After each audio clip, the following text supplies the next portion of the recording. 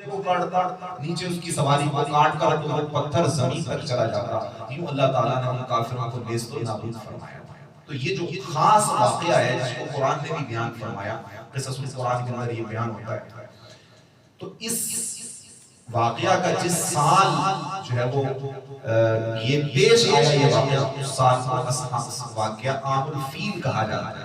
عام الفیل کہا جاتا ہے۔ تو اس عام الفیل سے 2 یا 3 سال قبل حضرت سیدنا عباس رضی اللہ تعالیٰ عنہ کی ولادت ہوئی، اور عام الفیل کے واقعہ سے 40 یا 50 دن بعد آقا اسلام کی ولادت وسعت۔ تو یوں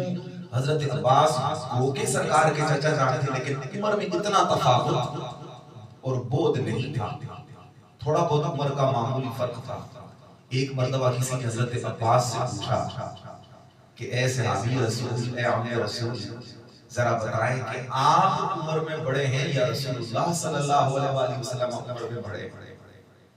حالانکہ یہ معمولی سا سوال عموماً ہم کر لیتے ہیں، لیکن حضرت عباس جو آقا اسلام کے چچا جان تھے، ان کا سرکار کی بارگاہ میں ادب اور احترام کا حال لیے تھے کہ انہوں نے کیسے الفاظ کا چناؤ کیا۔ یہ نہیں کہا کہ میں عمر میں حضور سے بڑا ہوں،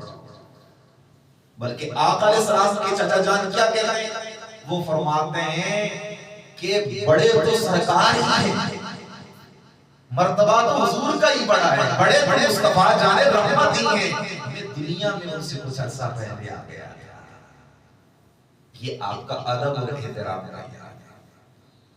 اور ایک مرتبہ آقا اسلام کی بارگاہ میں عرض کرتے ہیں یا رسول اللہ صلی اللہ علیہ وسلم،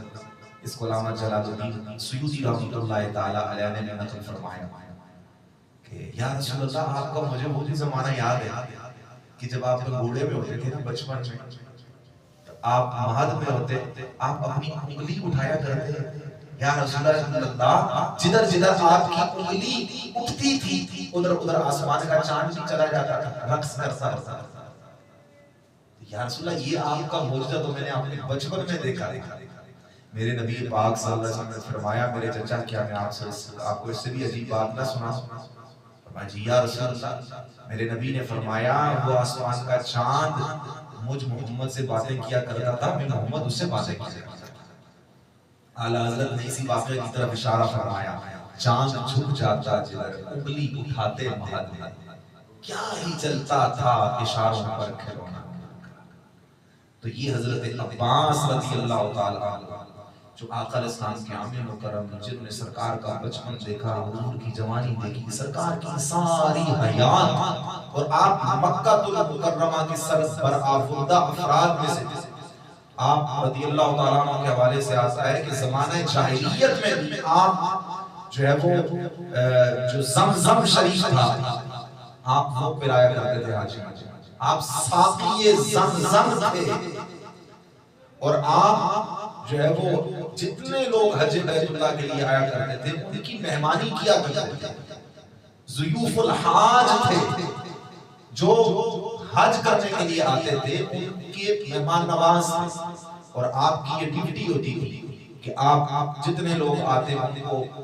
حرم مکہ میں، مسجد حرام میں بیہودہ بات کہنے یا لڑائی جھگڑے سے آپ روکا کرتے تھے،